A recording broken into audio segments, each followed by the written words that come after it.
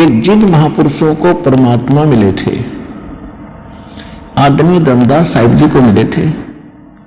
आदरणीय धर्मदास साहिब जी से कहा था कि आप जी सतनाम और सारनाम का जाप करते रहना, लेकिन अभी इस सतनाम को और सारनाम को सार्वजनिक नहीं करना, अन्यथा जो समय मैंने निर्धारित किया है, जब कलयुग 5505 वर्ष बीत जाएगा, उस समय एक बहुत बड़ी मुहिम छेड़ेंगे, पूरे विश्व को ज्ञान देंगे, सब भक्तों को सच्चाई बताएंगे, तो तब हम उसको उसमें सफल नहीं हो सकेंगे।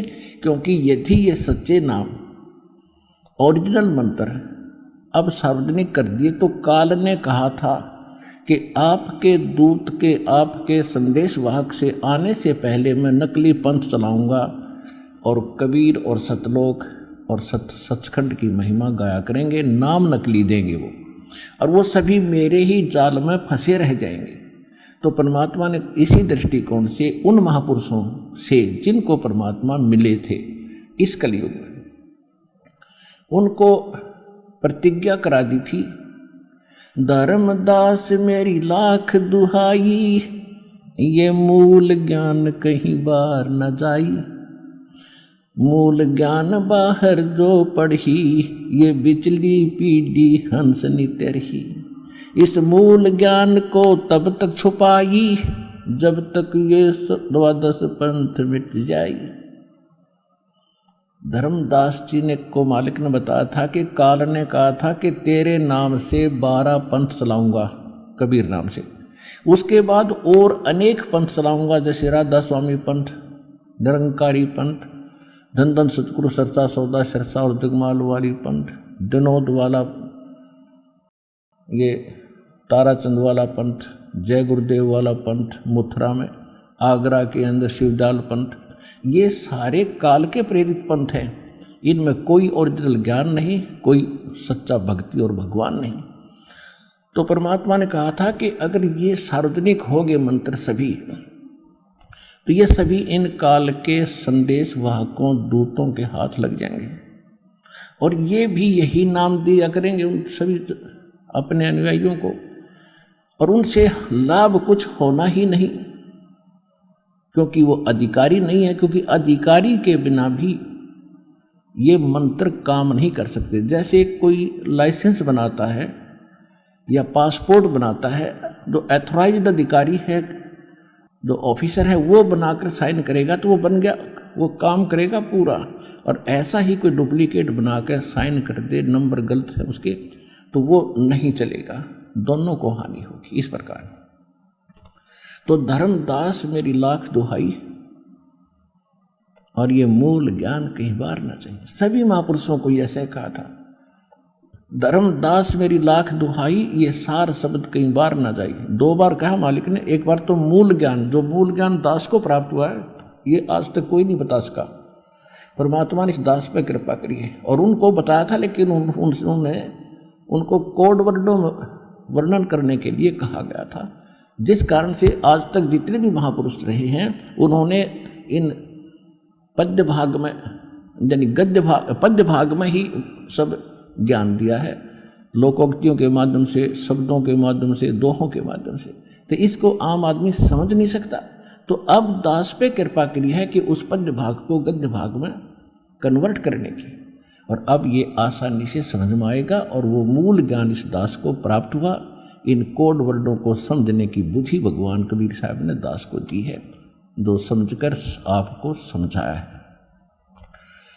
तो ऐसे ही इन अन्य महापुरुषों को, जिनको भगवान मिले थे, कबीर जी, आदरणीय मलुकदास साहिब जी को, आदरणीय नानक साहिब जी जो सिख धर्म के प्रवर्तक माने जाते हैं, आदरणीय दादू साहिब जी को, आदरणीय गरीबदास साहिब जी गांव छुड़ानी जिला झज्जर हरियाणा वाले को, आदरणीय घीसा दास साहिब जी गांव खेखड़ा जिला अब बागपत हो गया है, पहले मेरठ था,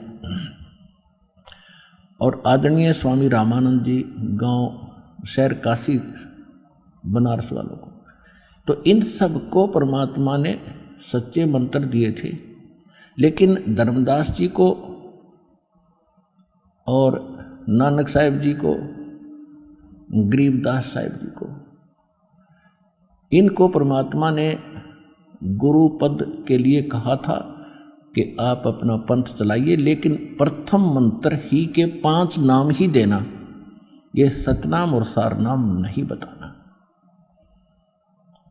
तो कहने का भाव ये है कि धर्मदास जी ने 5 नाम का ही प्रचार अपने वंशजों को बताया, और परमेश्वर ने, कबीर साहिब जी ने धर्मदास जी के चूड़ामणि नाम के पुत्र, जो परमात्मा की कृपा से ही धर्मदास जी को 86-87 वर्ष की आयु में प्राप्त हुआ था। उससे पहले उनका एक पुत्र था जो काल का दूत था, नारायण दास नाम था। वो भगवान की बात को बिल्कुल स्वीकार करने को तैयार नहीं था। तब परमात्मा ने अपनी कृपा से एक पुत्र सपुत्र भेजा। 86 साल की उम्र में उनको पुत्र प्राप्त हुआ। उसका नाम चूड़ामणि यानी मुक्तामणि नाम फिर कहने लगे।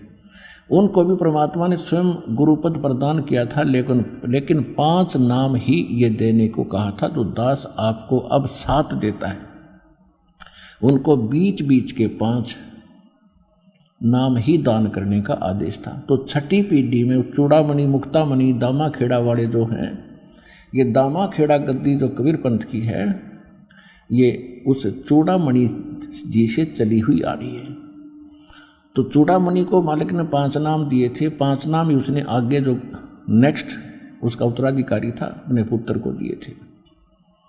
ऐसे ये 5 नाम चलते आ रहे थे, लेकिन छठी पीढ़ी जब आई उसमें किसी अन्य काल के दूत ने, नकली कबीर पंथी ने उसको भ्रमित कर दिया कि आप बात करते हो सतपुरुष और सतलोक और सचखंड की, और भक्ति कर रहे हो ब्रह्मा विष्णु महेश इन मंत्रों की, तुम्हारी अकल कहाँ गई। तो फिर वो भ्रमित हो गया वो छठी पीढ़ी वाला। उसने फिर एक टकसारी पंथ जो कबीर पंथ में नकली चला था, उस वाला मंत्र प्रारंभ कर दिया, वही क्रियाएं शुरू कर दी। आरती चौका फंड ये पहले नहीं था, वो मूल मंत्र त्याग दिए, जिस कारण से उस पंथ का भी काल ने बैठा दिया।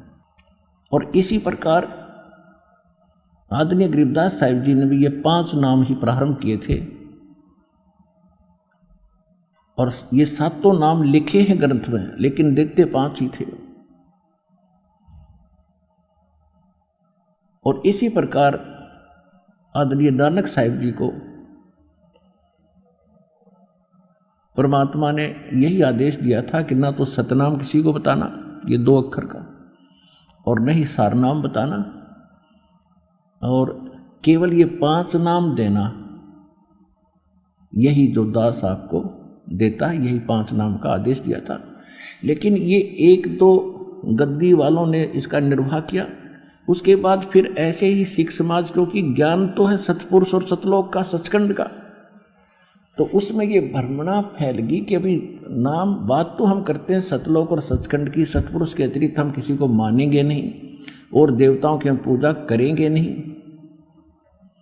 और ये जाप मंत्र हैं, ये तो यही इन्हीं के ब्रह्मा विष्णु और शंकर तक के सीमित हैं। तो उन्होंने वो भी त्याग दिए, केवल एक वाहे गुरु सतनाम यो तो मूल मंत्र बना लिया, और बाकी वाणी का पाठ, नित्य वगैरह ये इन्होंने क्रियाएं शुरू कर।